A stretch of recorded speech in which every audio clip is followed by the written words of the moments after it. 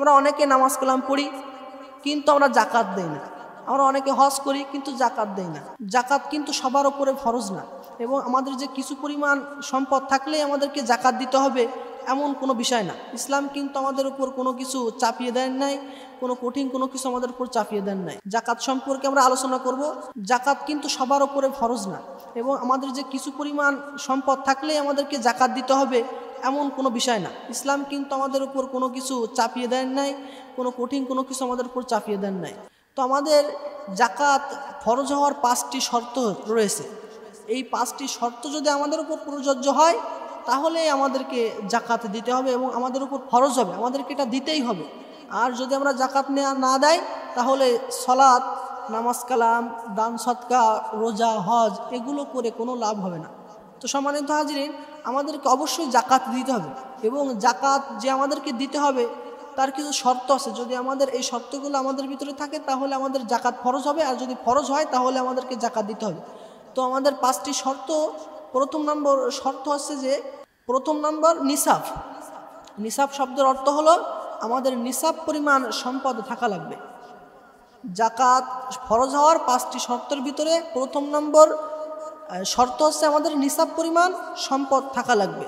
যদি আমাদের পরিমাণ মতো যদি সম্পদ থাকে, সে কত পরিমাণ সম্পদ থাকলে আমাদের জাকাত ফরজ হবে, সে নিসাবটা কত পরিমাণ সেটা আমরা একটু পরেই জানবো ইনশাল্লাহ। দ্বিতীয় নম্বর হচ্ছে যে 1 বছর অতিক্রম হওয়া লাগবে।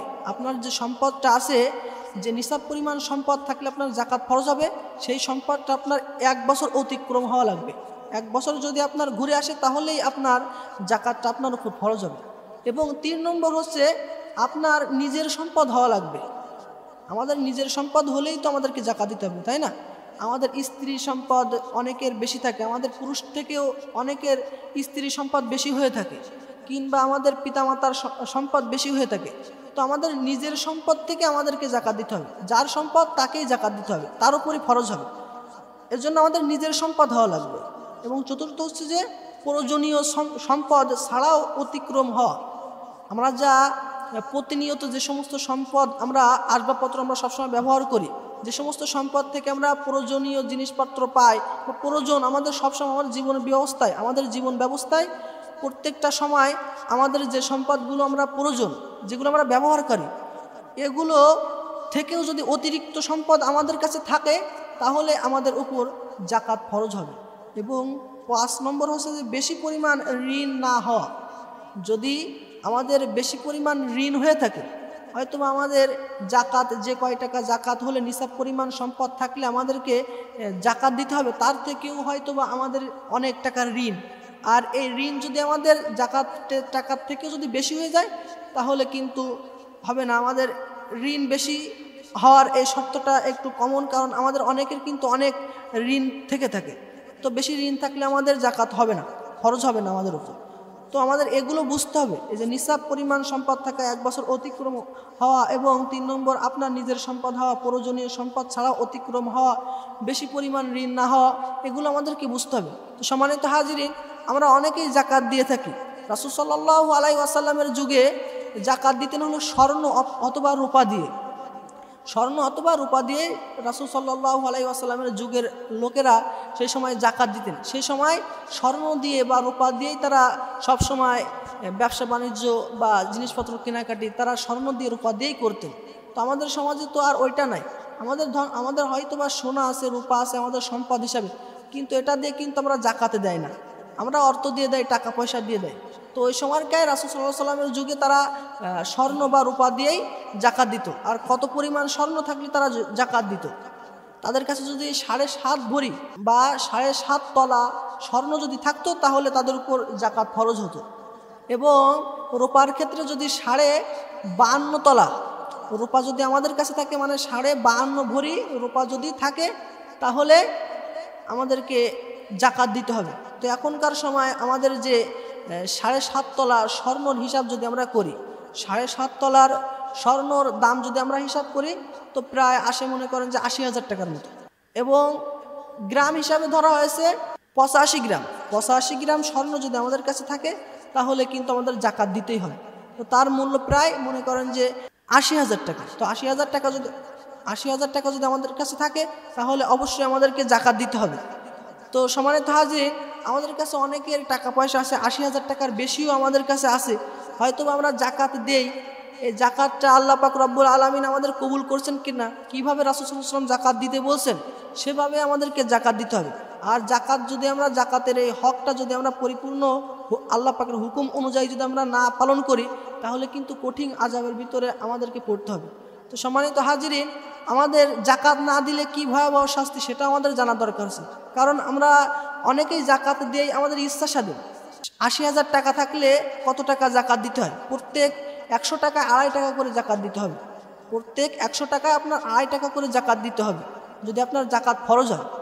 তো আমাদের অনেকের জাকাত ফরজ আছে, বা আমাদের জাকাতের টাকা প্রায় 20,000 টাকা, 1 লক্ষ টাকা, 2 লক্ষ টাকাও হয়ে গেছে।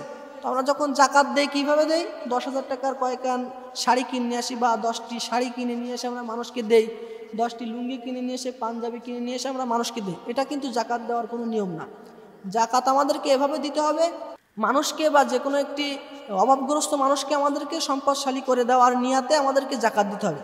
তো আমাদের যদি জাকাত ফরজ হয় প্রায় 30,000 টাকা, 40,000 টাকা, 50,000 টাকা, তো পুরো টাকাটা যদি আমি একজনকে দেই তাহলে পরের বছর কিন্তু ওনাকে আর জাকাত উনি নিজেই দিতে পারবে।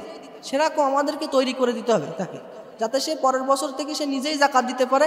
সেরকম একটা ব্যবস্থা, সেরকম একটা কর্মব্যবস্থা আমাদেরকে করে দিতে হবে। তো সম্মানিত হাজিরিন, আমাদের অনেকের অত টাকা জাকাত দেওয়ার যাদের সমর্থন নাই, তারা আমরা মানুষকে অর্থ দিয়ে দিব, টাকা পয়সা দিয়ে দিব, তার জিনিসপত্র, তার নিজের যে পার্সোনাল জিনিসপত্র, তার প্রয়োজনীয় জিনিসপত্র সে কিনে নেবে। এবং যদি আমাদের অতিরিক্ত টাকা পয়সা জাকাত হয়ে থাকে, বাংলাদেশে এমন এমন মানুষ আছে যাদের টাকা প্রায় মনে করেন যে জাকাতের পরিমাণ 5 লক্ষ টাকা হয়ে দাঁড়িয়েছে, সে 5 লক্ষ টাকা জাকাত দেয় না, 1 লক্ষ টাকা দেয় আর 4 লক্ষ টাকা দেয় না। এরকম করে যদি আমাদের ইচ্ছা অনুযায়ী যদি আমরা জাকাত দেই তাহলে কিন্তু এই জাকাত আমাদের কবুল হবে না। আমাদের প্রত্যেকটি টাকার হিসাব করে করে আমাদেরকে জাকাত দিতে হবে, এবং 100 টাকায় 2.5 টাকা করে আমাদেরকে জাকাত দিতে হবে। আর এভাবে যদি আমরা জাকাতটা দেই তাহলে আল্লাহ পাক রব্বুল আলামিন আমাদের জাকাত কবুল করবেন। আর জাকাত যদি আমরা ঠিক এরকম প্রত্যেকটা সম্পদের হিসাব না করে যদি আমরা জাকাত না দেই তাহলে কিন্তু আমাদের কঠিন আযাব হবে। সে আযাবটা কীরকম? যদি আপনি মনে করেন যে অনেক সম্পদ, এখন অনেক সম্পদ আপনি জাকাত ঠিক মতো দেন না, কিয়ামতের ময়দানে আপনার এই সম্পদটা রক্তের সাগর বানাবে। আল্লাহ পাক রব্বুল আলামিন পোষা রক্তের সাগর, এর ভিতরে আপনাকে ছেড়ে দিবে, আপনাকে ডুবে ডুবে ডুবাই ডুবে মারা হবে। তো সম্মানিত চুবায় চুবায় আমাদের কিন্তু এই পোষা রক্তে মরতে হবে। এরকম কঠিন কঠিন শাস্তি আমাদেরকে দিবেন।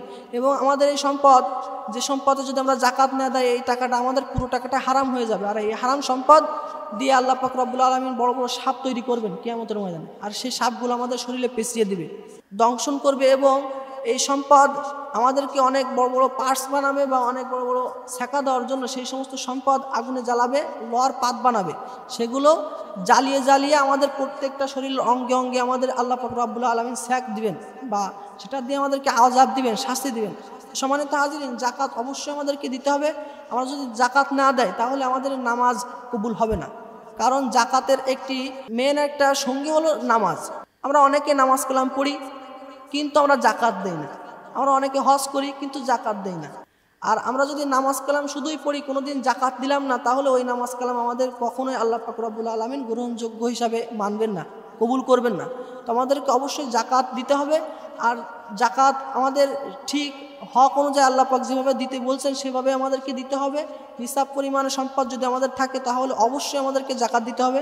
তো আল্লাহ পাক যেভাবে আমাদেরকে জাকাত দিতে বলছেন এভাবেই যেন আমরা জাকাত দিতে পারি। আল্লাহ পাক রব্বুল আলামিন আমাদেরকে তৌফিক দান করেন। সবাই বলে আমিন। আসসালামু আলাইকুম ওয়া রাহমাতুল্লাহি ওয়া বারাকাতুহু।